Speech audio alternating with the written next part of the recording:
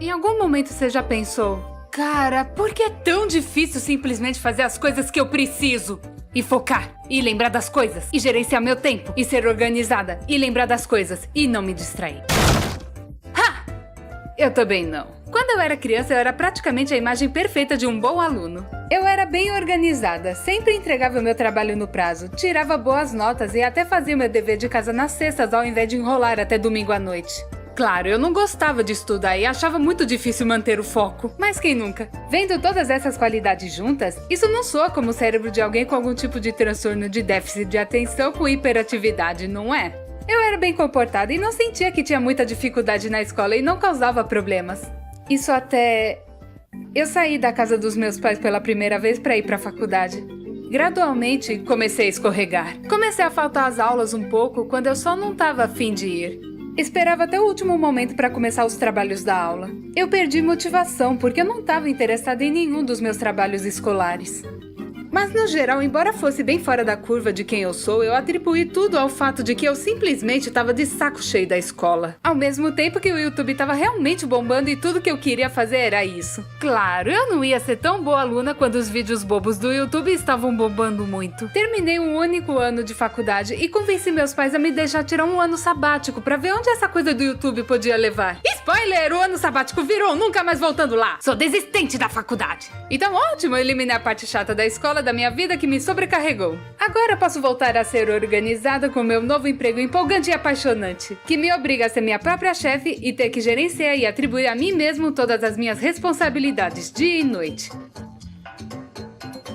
Porque as vozes não estão parando. É quase como se tudo estivesse indo pra trás. Eu tava tendo muita dificuldade em me manter organizada e focada. Se eu não quisesse fazer um certo tipo de trabalho, eu tinha que me prender numa câmara de isolamento para conseguir fazer aquilo. Se eu achasse um novo interesse, eu só ficava pensando naquilo. E por que é tão fácil de repente estar no telhado assistindo a um vídeo no YouTube sobre como saber quando você precisa de telhas novas? Eu não entendia. Eu, criança, era muito mais organizada que eu atual. O que deu errado? Eu consegui olhar pra trás e reconhecer como tudo costumava ser tão perfeito e fácil. Olha pra pequena Jade e seus patinhos em fila! Eu costumava colorir todos os meus fichários. E agora eu não sei nem onde eu pus as 20 pratas que estavam literalmente na minha mão há 3 minutos atrás. Eu nem saio do quarto! Sério, cadê essa porra? Apesar de eu sentir que estava em uma espiral de queda por vários anos, eu nunca suspeitei que eu pudesse ser algo relacionado a um transtorno neurodesenvolvimental genético. Eu só pensava que eu não estava me esforçando o suficiente, sendo preguiçosa ou não me dedicando como antes. Ah, os males de se tornar adulta, eu acho. Talvez os melhores anos da sua vida realmente sejam no ensino médio. Que deprimente, eu nem gostei daqueles anos também. Mas então um dia eu recebi uma mensagem do meu irmão. Fui diagnosticado com TDAH. Foi uma grande surpresa pra mim, porque enquanto ele crescia, ele nunca pareceu mostrar nenhum dos sintomas típicos associados ao TDAH. Você sabe, as pessoas sempre descreviam TDAH pra mim como crianças super imperativas que corriam pela sala e gritavam e geralmente eram agitadas. Esse não era o meu irmão, ele era quieto e bem comportado como eu. Mas quando ele começou a explicar seus sintomas, as engrenagens começaram a girar. Sim, eu sempre tive dificuldade em focar na escola e manter a atenção nas coisas que são entediantes. Mas eu conseguia ter hiperfoco em coisas que me interessavam e ficava muito apaixonado por essas coisas. Ouvi-lo falar sobre os sintomas do TDAH fez muito sentido e me fez sentir reeducada novamente com o tópico. E você imaginaria que eu imediatamente comecei a procurar um diagnóstico pra mim mesma? Porque se vocês tivessem prestado atenção, as experiências do meu irmão soavam muito similares às mesmas dificuldades que eu tava tendo na minha própria vida, mas relacionadas ao trabalho em vez de escola, porque eu larguei. Mas não, eu só fiquei tipo, que legal, mano, fico feliz por você. Ou sinto muito, sei lá. De qualquer forma, de volta à luta pra simplesmente abrir meu programa de desenho como se 2 blocões de ferro estivessem soldados meus pulsos. Desequilíbrio de químicos no cérebro? Nah, isso só acontece de vez em quando, é normal. É só a preguiça batendo. Eu odeio segunda-feira. Embora eu não tenha pensado imediatamente que havia uma possibilidade de eu também ter TDAH, a semente mental foi plantada. É genético, então eu sabia subconscientemente que corria no sangue. Levou alguns anos depois que meu irmão foi diagnosticado para eu realmente sentar comigo mesma e considerar que eu também poderia ter TDAH. Revelação chocante, eu sei. Premonição, de onde você veio? As coisas no departamento de foco de produtividade estavam só ficando pior e pior. Eu tinha atenção igual de um cachorro de desenho animado, que esquece completamente as coisas assim que elas entrassem na minha cabeça. Me hiperfixaria em coisas aleatórias como uma viciada. E havia uma guerra civil constante acontecendo dentro da minha cabeça para concluir uma tarefa, mesmo sabendo que ela levaria apenas 15 minutinhos. Você não entende? Parece uma tortura física me esforçar a sentar e dublar uma cena simples na maioria das vezes. Sabe, é coisa que eu faço há 10 anos a essa altura, com a qual estou definitivamente acostumada a fazer. E sim, assim que eu começo, eu fico focada e você só me arranca dali com um pé de cabra. Eu tô ciente dessa parte, mas eu vou brigar comigo mesma pra plantar meu traseiro naquela cadeira, porque... eu não sei nem o porquê a essa altura. A coisa que mais me segurava de sentir TDAH sempre foi a simples lembrança de estar na escola e ter minhas coisas em ordem. Eu sei como é sentir e estar no controle de tudo e ser organizada. Eu tinha tudo na palma da minha mão de criança. Eu só precisava inovar isso de novo, com um pouco mais de esforço. Mas uma luz se apagou no meu cérebro e, de repente, eu simplesmente não era capaz de fazer as coisas que eu fazia. Eu me sinto patética. Tarefas simples são um esgotamento mental tão grande que parece que estou fora de controle. Mas não posso fazer nada sobre isso. Então, finalmente decidi tentar e obter um diagnóstico pra mim mesma. O que eu tinha a perder? Qualquer coisa eles só iam dizer: não, você não tem TDAH, se esforce um pouco mais e pare de reclamar. E sim, claro, isso levou uns 8 meses depois de decidir obter um diagnóstico pra marcar a consulta de verdade. O que você esperava? Esse é o tipo de primeiro item na lista de TDAH. Comecei a ver um psicólogo e ele perguntava as típicas: tem dificuldade de se concentrar? E eu respondia: sim, apenas uma vez. E aí ele anotava algo enquanto eu continuava a falar sobre esse exemplo hiper específico por muito tempo para uma pessoa neurotípica. Eu o encontrei em algumas semanas e então chegou o grande dia do diagnóstico. Os nervos, cara, eu tava tão pronta para ele dizer que eu era uma pessoa normal que eu precisava só melhorar. Mas em vez disso ele disse: ok, então sim. Você definitivamente exibe sintomas de alguém com um tipo desatento de TDAH. E autismo. Minhas lutas são justificadas, eu não sou louca! Espera, o que foi essa última? Ele explicou todas as diferentes maneiras pela qual o TDAH me afeta e as diferentes áreas com as quais eu tenho dificuldade em comparação com os outros. Ele até me deu um documento de 37 páginas com suas conclusões e informações sobre como o meu cérebro funciona, com gráficos e imagens. Eu já li tudo várias vezes, e isso já me ajudou muito a entender como eu funciono. E eu os chamo de documentos de autismo, mas não vou entrar nesse lado diagnóstico. Vamos só deixar isso de lado por enquanto. Existem alguns tipos de TDAH que você pode ter: imperativo, desatento e o combinado que é tanto imperativo quanto desatento. Hiperativo é tipo o que as pessoas normalmente pensam quando imaginam uma criança barulhenta e não consegue ficar parada. Pessoas com esse tipo geralmente ficam se mexendo, têm pouca paciência, tendem a falar muito e têm a dificuldade de ficar paradas, especialmente quando é em lugares parados como reunião ou escola. Já o desatento é aquele que a pessoa tem dificuldade de concentração, memória, organização, tem pouca atenção. Esse é o que eu tenho. É autoexplicativo, mas se você tem o tipo combinado de TDAH, então você tem tudo. O jackpot do TDAH, meu amigo. Eu mencionei durante as consultas que eu costumava ser uma criança tão boa na escola, aparentemente sem nenhum sintomas de TDAH, e como essa parte sempre me confundiu. E ele tinha umas hipóteses sobre isso. Uma era que, como minha mãe sempre foi uma grande fonte da minha influência organizacional, eu podia depender e contar com ela para a maior parte da minha vida.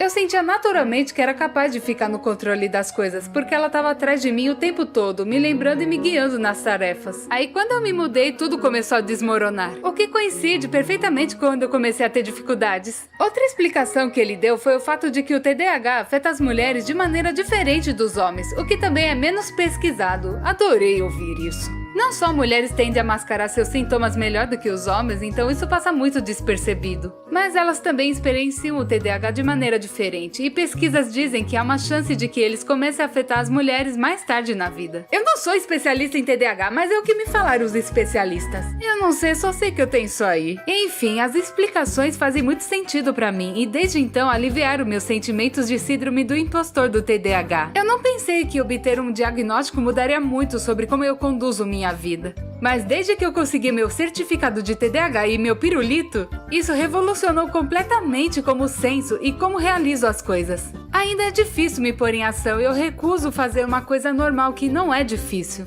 Mas sou muito menos dura comigo mesma. E faço quase como esses tipos de acordos mentais para me contornar e realizar as coisas. Como, por exemplo, se eu realmente não quero editar um vídeo, eu digo pra mim mesma: ok, eu sei que vai ser super difícil pra mim começar imediatamente essa tarefa, então eu vou colocar no estado mental de realizar as coisas fazendo uma tarefa simples que eu não acho difícil. Como limpar o meu quarto. Desse jeito vou me sentir produtiva e posso direcionar isso para enfrentar a tarefa original com mais facilidade. Nem sempre funciona, mas é a mudança de mentalidade e a compreensão de que, às vezes, vou ver que fazer as coisas de maneiras diferentes me ajudou demais. E depois de ser diagnosticada com TDAH, eu não tinha lá muita vontade de me medicar. Eu achei que só saber que eu tenho isso ia ser o suficiente para me pôr em ação, e eu não precisava de medicação tanto assim. Mas a criadora de conteúdo em mim também pensou: muito bem, se eu vou mesmo escrever um roteiro sobre TDAH, então seria muito bom se eu puder falar sobre como é ser medicada, mesmo que seja só por um único dia. Então me prescrever o bom e velho clássico da liberação imediata, Adderall. Liberação imediata significa que eu não preciso tomar todos os dias e eu posso tomar só quando eu preciso fazer alguma coisa, e ele age imediatamente e se desgasta depois de algumas horas. Tem também o de liberação prolongada, que é tipo que você toma todos os dias e te dá um fluxo constante de medicação. Não foi até eu ter o Adderall nas minhas mãos, mas eu percebi que a ideia de tomá-lo pela primeira vez me deixou nervosa, tipo, o que essa coisa vai fazer comigo? Eu tenho tantos amigos com TDAH e, sinceramente, uma proporção maior do que amigos sem. É assim que é, na criação de conteúdo, todas essas porras têm isso, e todos eles me diziam que é incrível e como você toma e imediatamente se sente como um deus e pode fazer qualquer coisa, é incrível. E sim, isso parece ótimo, mas também, tipo, que?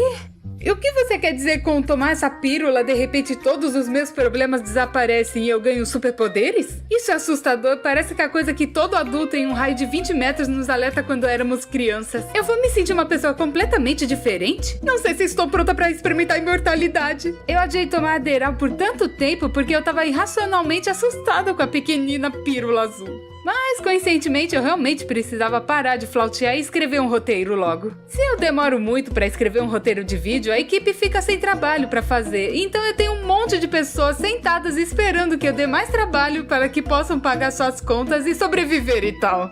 Mas por mais que eu tentasse, eu simplesmente não conseguia me sentar e escrever aquele simples roteiro. Meu corpo e alma achavam mentalmente mais fácil dar um salto mortal de uma ponte do que escrever palavras no computador.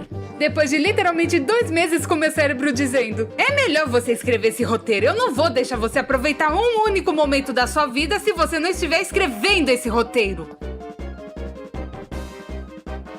Eu não quero. Levanta, vai pra ponte! Após esse ciclo constante, eu finalmente engoli meus medos e tomei meu primeiro Adderall. Eu tinha falado muito com o James sobre como é o Adderall, já que ele toma há alguns anos. E depois que eu tomei uma, tava mandando mensagem tipo: eu fiz isso, tipo, eu tomei Adderall, quanto tempo normalmente leva pra começar? Eu não sei, o que eu faço? Ele tava me ajudando muito e me dando dicas. Então, tipo, 20 minutos depois, eu senti. Todos os pensamentos incessantes do meu cérebro finalmente ficaram quietos. Eu conseguia pensar claramente e de forma linear. Minha mente não estava correndo 1000 por hora. Eu conseguia sentar atrás do meu laptop e escrever. Foi incrível! Eu mandando mensagem para todos os meus amigos o tempo todo. Eu consigo escrever meu roteiro e não me distrair, e não preciso fazer uma pausa mental a cada 10 minutos. Eu consigo lembrar das coisas. A Kelsey me mandou uma mensagem e eu pensei: vou ver daqui a pouco. E eu lembrei de ver daqui a pouco. E responder! Quando eu ia procurar algo, eu não caía num buraco de coisas aleatórias sem relação. Peguei meu telefone pra checar algo e não rolei impulsivamente o Twitter por horas. Consigo escrever de boas. Como é que eu tô fazendo isso? Como assim eu posso me sentir desse jeito sempre que eu quiser ser só tomar pílula azul? Eu não posso acreditar e eu quero recusar acreditar que pessoas normais podem funcionar assim no dia a dia. De jeito nenhum, isso não seria justo. Vocês não têm vozes incessantes nas suas cabeças impedindo vocês de fazerem as coisas normais. Vamos lá, admitam. Vocês pegam algo e imediatamente se lembram do que deveriam estar fazendo com isso. Vocês sempre esquecem e se sentem loucos. Qual é? Qual é? Eu tava tão suspeita que com Adderall ou nada aconteceria e eu só não sentiria nada, Ou eu sentiria que eu sou uma pessoa totalmente diferente, experimentando algum episódio maníaco além da vida. Mas não, eu simplesmente me senti como eu mesma, mas com a vida mais organizada. E essa é a parte que eu não consegui acreditar. E finalmente, depois de 2 meses de guerra, eu finalmente consegui me sentar e escrever meu maldito roteiro. Você sabe qual roteiro escrevi enquanto experimentei Adderall pela primeira vez? Esse aqui, eu tava lutando pra escrever um roteiro sobre TDAH e a coisa que finalmente me fez escrevê-lo foi o Adderall. Vamos, admita, foi engraçado. Sim, foi ótimo. Eu não achava que minha cabeça era tão barulhenta antes, ou que era tão impulsiva, ou tinha tanta dificuldade em focar. Mas agora que eu consegui ficar sentada pacificamente em um lugar por horas, eu não precisei fazer uma pausa, ou checar as redes sociais, ou me distrair com algum desvio estúpido que na verdade, eu não ligo.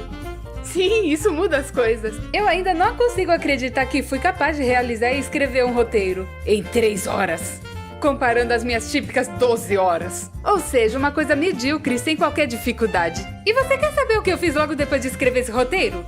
Eu imediatamente me levantei e limpei o quarto dos meus pássaros sem ficar deitada na cama por 3 horas antes.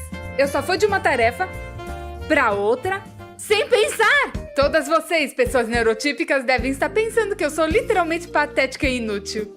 Mas eu sei que irmãos com TDAH estão pulando de suas cadeiras ouvindo isso. Eu não estou diante de vocês para dar dados científicos e informações sobre TDAH, ou diagnosticar vocês ou até promover drogas prescritas. Eu estou aqui apenas para falar sobre uma grande e recente experiência na minha vida, o quanto ela impactou e afetou e como é incrível se sentir normal. É sério, poder respirar fundo em silêncio mental é incrível. Aprecie esse sentimento se você não tem o transtorno do neurodesenvolvimento. Me levaram 26 anos para perceber que meus problemas não eram realmente problemas, mas sintomas de deficiência química do cérebro. Eu tô escrevendo esse vídeo considerando tudo recentemente depois de ser diagnosticada.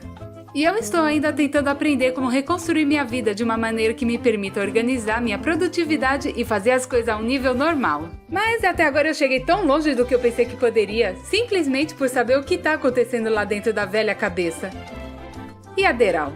Se você está em dúvida sobre ser diagnosticado com algo, eu entendo, é assustador. É assustador pensar que você pode ter isso, e também é assustador pensar que você pode não ter isso. É um lugar estranho de estar, mas pra mim, ter uma resposta concreta de um profissional é o que me fez finalmente parar de sentir pressa no lugar e realmente começar a seguir em frente novamente. Tem sido ótimo, tô animada pra continuar aprendendo mais coisas como minha mente funciona e encontrar novas maneiras de melhorar o meu dia a dia. Saúde pra conseguir fazer suas coisas!